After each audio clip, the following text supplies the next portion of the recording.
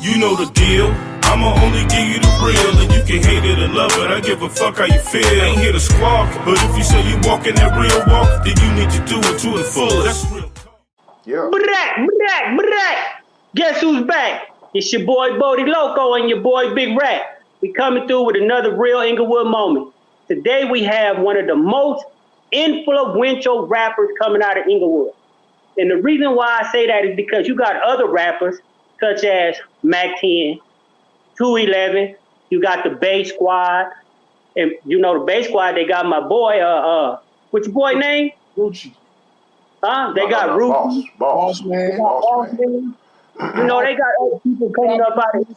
Him is my baby. Yeah. I almost said Yeah. Hey, you know, they got your boy Bosco, they got Donut, but this guy right here is way before all these guys right there. So that's why, even if we can go into debate and we can even do a versus, they do this shit in New York all goddamn day. We can do a fucking versus. This dude is really one of the most influential rappers coming up out of Inglewood. They done bit his style. They done bit his wordplay. They done bit even one of his words. I heard it in a rap song. We could clarify it today. My man say he started the woo. So we'll figure that out today. It's going to be said today. That's right.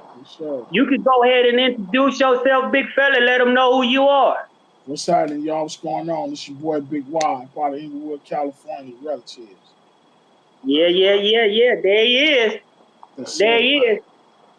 So, Big Y, where did it start off for you? What was one of the first songs you graced with your presence? Well, professionally, the first action I got to professionally put something out was on Banging on Wax. Banging on Wax. Okay. Yeah, and my introduction came through my brother, man, my loved one. I love his life. I love him to death. Man, to make sure y'all keep him in his prayers. He's sick right now. My boy Red Rum. Yes. You know, it was actually his idea. And he gave me a call and was like, you know, they putting together this project called Banging on Wax, you know, Blood and Crips and this, that, and the third. And he explained it all to me about, you know, how instead of niggas it's going to be like battling, but we'll be dissing each other on the record, not getting into it and this, that, and the third. And just the fact that, real talk, I overlooked everything. Like, I didn't care about the cripping, the blood, and the nothing. I saw opportunity for me to get popping on the mic. You know what I'm saying? This is my shot. This is my way in. I got to figure this out. And so I dove in here first, and you know, and brought my crew with me. And then it was, once I got it on there, it was on from there, man. And it definitely paved the way for you. Can you give us some of the other cats that was on there with you?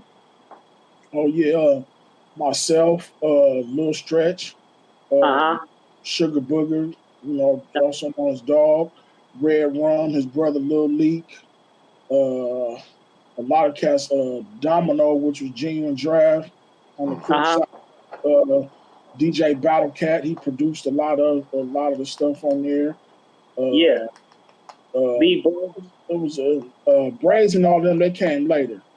Okay. What about Bloody Mary? Yeah. This is the first one was just us, and I forget. It was a few more. And of course, Bloody Mary, rest in peace. Yeah. You know, Tweety Bird Low, rest in peace. You know, it was a bunch of us, man. You know, but for the most part, we was like the main characters, you know, that represented for the album. And I see on here that your alias on there was Red Rag. Yeah, because it was the thing was, like, I never really, it was like that in writing and in interviews and on paper and stuff like that. But when we first started off, the whole thing was when we first came in, they was like, okay, well, people gonna use aliases, and we're not gonna show their face. Their face is gonna be covered up. Everybody gonna be. The whole object was for nobody to really know who he was and Right. use aliases, you know, for whatever reason. So Right. when they came about it, I think we was getting ready to do an interview, and they was like, "Well, what's your name gonna be?" And I'm like, "I don't know, whatever y'all want to do." And I just said, "All right, here." I had a flag in my hand, so I'm like, "All right, Red Rag." It wasn't. I never embraced the name. I never introduced myself as that, but that's what they used. You know what I'm saying? And if you listen to music after that and further on, like I probably referenced that said my name is that maybe in one or two songs, but it was corny to me. So I kind of got off of it. And by the time the first Banging on Wax, the video got ready to come out, I was the first one. I told Stretch, I'm like, I'm not rapping with this flag on my face. I'm taking this shit. So if you look at the old Banging on Wax album, you'll see it's showing me like taking it off. Yeah. And I kind of like opened the door for everybody to say, all right, we ain't wearing this stuff. We letting our faces be seen. You know what I'm saying? I'm like, this is pointless, man. That's right. What was the purpose of not being seen? That was their idea. I guess it was so we wouldn't incriminate ourselves or be targets or whatever the case. Or be targeted after. Exactly. Yeah. But we full-fledged banging, it's on anywhere, whatever we doing. I don't give a fuck. Like, whatever. Right. It is what it is. You know what I'm saying? I'm not finna, like, that's just like if a nigga come up to me and ask me where I'm from. I'm not turning down nothing. I'm 19, 20 years old at the time. Right. You know what I'm saying? So if the world know, then the world know. You know what I mean? And plus, I'm trying to be known and seen as a rapper. You know what I mean? I'm not worried. Even though the album was Banging on Wax, my whole mindset is, we got to get on rapping. Like, you know what I'm saying? That's what we're doing. So I kind of, threw that whole concept out and, we just opened up. And the only one that ended up keeping their identity sealed was my boy Sin Lo with the Freddy Krueger mask. And that's only because that became a character. Right. You understand what I'm saying? He became a character. So that was a part of his character. So he kept it like that. He took it off. Steady Dipping, one of the Crip videos, he took it off. But I still don't know if people know that's him. You know what I'm saying?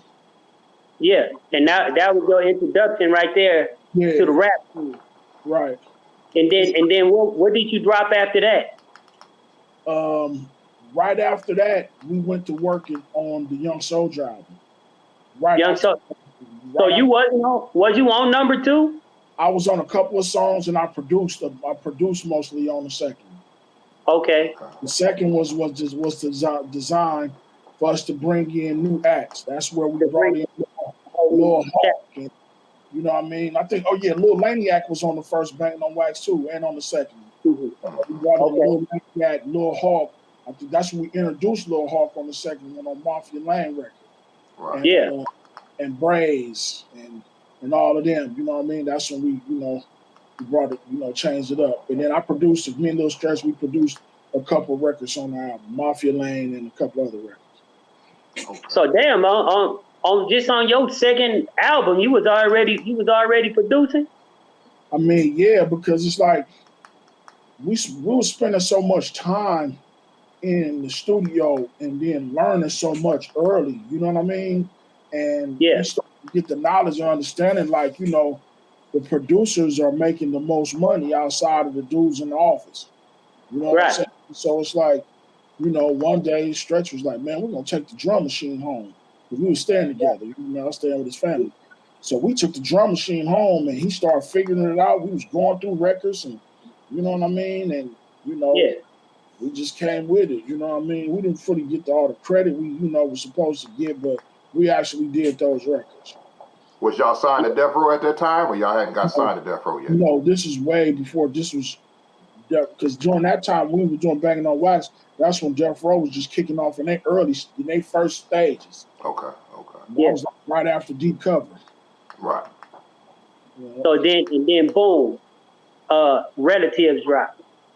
No, actually, we went through a lot. Before, like, once we did Young Soldier, we did the Young Soldier album first, and then through the Young Soldier album, we had that record East Side, West Side. Yeah. West Side, that shit was making noise in LA, really on the whole West Coast. Right. And that's what drew the attention to sign Suge. And so OFTB, they reached out to Stretch, and they got that Stretch, and they're like, man, Suge want to meet y'all. So, when we went and met Suge over at they was filming The Murder Was the Case, the movie. Right. The movie, The Murder Was the Case. So we met up with Suge and shit, and we're like, what's up, man? Y'all ready to come to the road? And we like, shit. We like, hold up. So he went in his trunk and got a bag out. Right. To us, like 30 bands, like, you know what I mean? Like, here, y'all hold this. We're gonna figure y'all contract out money. I'm like, we like, all right. You know what I mean? 30 bands at that time was a lot, huh? Hell yeah. We buying double up 50 street. I remember those days. When y'all got signed though, who was it? You, Lil Stretch, and Sugar Booger? Yeah, it was all of us. And we were signed as because the way they did it was kind of chicken shit the way Sugar did it, but we ended up getting a production deal, and Sugar Booger and Pops and Yank, they was actually signed to was another group called the Little Homies that people don't know about. But we was all the young soldiers. But we was trying to create Sugar was like, okay, let's just create two situations. So, but we was all together as the young soldiers, and we got our paperwork and did our, he put the deal together the way we wanted, and shit, gave us a nice, he gave us our whole budget, the whole thing. So the actual group as young soldiers consisted of who? Me, Dog, Pops, and G. Yep. And all us four, and then later we brought in the homie Motor B from the projects, Yank. He was a part of it. Yeah, I don't think I never met him. Nah, that was later. We never once he came in, like later on, like he was on Death Row, we never really put out no more music. Like he was Yank was actually on Banging on Wax too though. Who? His name is Yank, Motor B. But Yank. Yeah, he was on both. He was on on Banging on Wax too, on a couple of records also. So okay.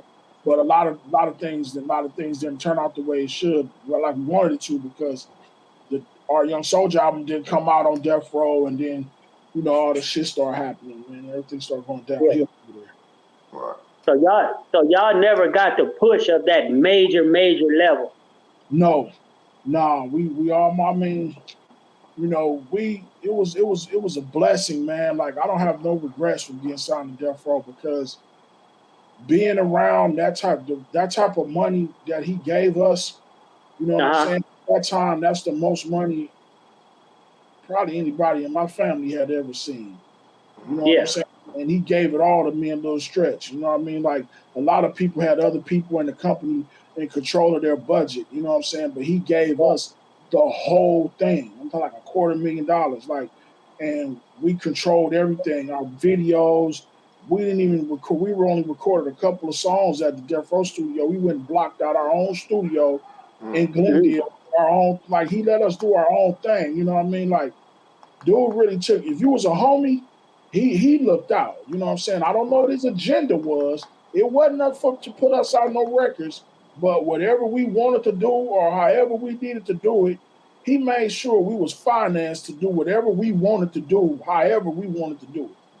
You know what I mean? When we decided to leave Death Row, he didn't hold us back. Stretch still got the reels to that album that never came out on Death Row right now. So he never made y'all try to like buy out your contract or nothing? None of that, man. Like I'm like a lot of that shit that you hear didn't apply to homies. Okay. I mean, like dumb moves. He never, you know what I mean? Like we never had though. It was never none of that. Like, you know what I mean? The fact of, not saying like we was hard, you know what I mean? But he know we was young homies. Like we wasn't faking. A young soldier, life taker, making paper, so I floated. Khakis hanging up, belt buckle. walking with my hood on the yak in my back pocket, bud in the front. Fuck a zigzag, so I roll it in the blunt. Yeah, bitch, it's Big Y, gangster for real. Giving you something you can feel. I made a couple of songs that some niggas hate. Thanks for letting me know that you bought my tape. Now you won't beat cause you're steady bitchin'. Keep on listening, now I'm twisted. Rolling down the shaw, peeping your ass, scoping your ass, finna blast your ass. To set trippin' ass niggas, you just can't stop them. One from the projects, one from the bottoms. I roll ya once before I told you. Why Tony Montana, 94 soldier, khaki suit, 92 looter. Since I'm gang affiliated, I'm an enemy shooter. If I catch you slippin', nigga, it's on. Jack you for your engine by a fat ass herringbone. You wanna get 'em up so you claim? I'm finna fuck your bitch, so see me in the morning, man.